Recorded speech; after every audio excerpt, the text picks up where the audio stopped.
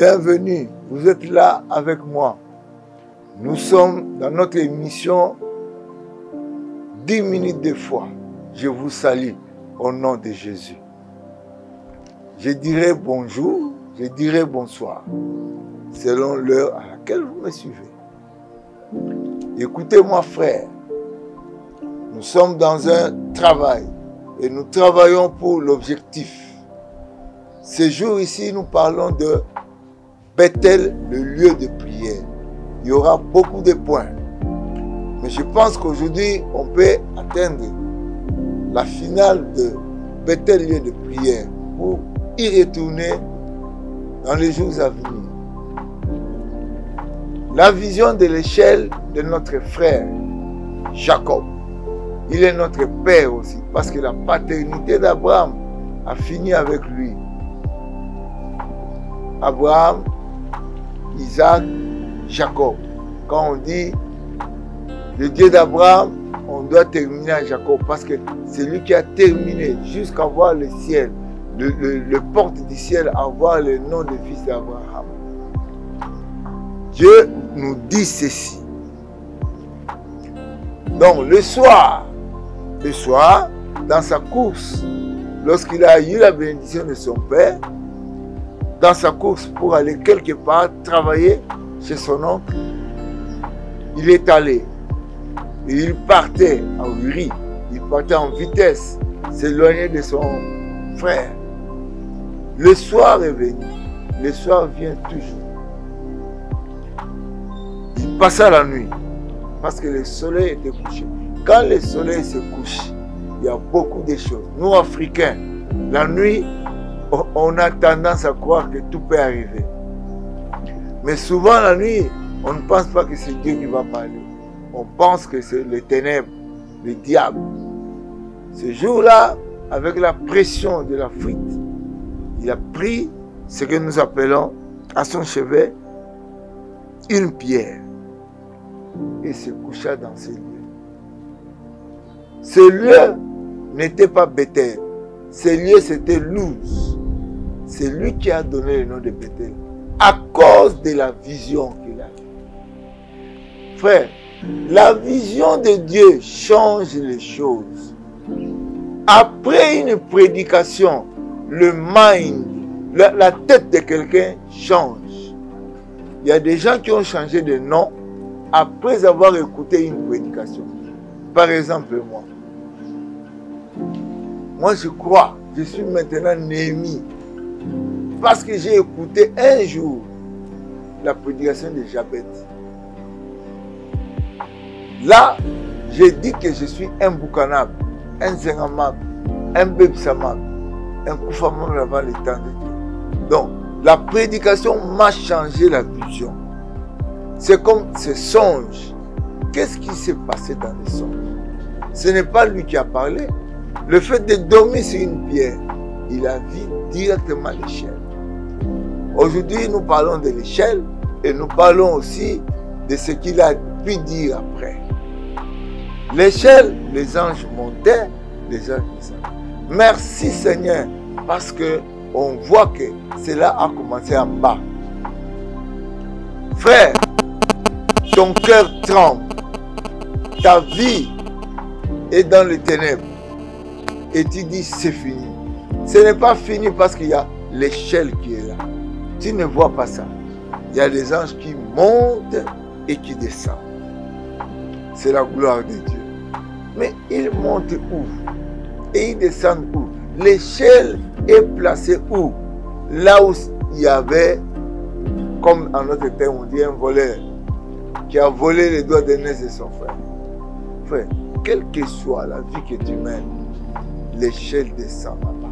Et quand l'échelle est descendue, ce n'est pas lui qui a commencé à parler, c'est Dieu qui a commencé à parler. L'Éternel se tenait au-dessus de l'échelle. Et il dit, l'Éternel parle toujours. Vous avez une Bible qui parle toujours. Vous avez une parole de Dieu dans votre tête. Il dit, je suis l'Éternel, le Dieu d'Abraham, ton père, et le Dieu d'Isaac. La terre sur laquelle tu es couché, je la donnerai à toi et à ta postérité. Même quand il y a un trouble dans ta santé, même s'il y a un trouble dans tes avoirs, Dieu a toujours un plan de restituer. Dieu a toujours un temps de réouvrir. Dieu veut te dire que dans le lieu de prière, c'est un lieu de transformation. La Bible dit que les pauvres disent, je suis riche. Quelle transformation? Que le faible dise, je suis fort. Nous avons vu comment le Dieu de grâce a changé notre frère qu'on appelait Gédéon. Un fouillard qui était là en train de battre le froment, on l'appelle Dieu vaillant. Dans le lieu de prière, tout se transforme. Je vous dis ceci, dans une vérité ferme. Ne doutez pas que dans un lieu de prière, tu es dans l'usine de transformation. Donc Dieu lui-même, le Créateur, est toujours là pour faire la même chose. La Bible dit, je suis l'Éternel, je ne change pas. Donc, Dieu lui dit ceci. Ce lieu, je la donnerai à toi. Il n'était pas propriétaire. Vous voyez ici dans notre pays, il y a des gens qui viennent acheter les terres chez les chefs coutumiers à cause de manque. Mais là, on n'a pas acheté ces terres. Ta postérité, comme la poussière de la terre. Donc, là où tu es, dans tes souffrances, il y a une vision de Dieu pour ta postérité. Mais comprenez-moi, on parle de lieu de prière. On parle comment Dieu s'est introduit. C'est-à-dire, quand tu es dans un lieu de prière, tu ne peux même pas sortir une parole, mais Dieu commence à te parler. Ouvre ton cœur pour entendre qu'est-ce que Dieu veut de toi. Voici toutes ses promesses. Il n'avait pas ouvert la bouche, mais Dieu avait une promesse. Le Dieu que nous sommes en train de servir a des promesses pour nous. Ce n'est pas seulement une prophétie de quelqu'un qui a une promesse. Dans ton calme, Dieu peut te parler. Donc, sachez-le. Il dit qu'il sera avec lui. Je suis avec toi. Je te garderai. Partout où tu iras. Je te ramènerai dans ce pays.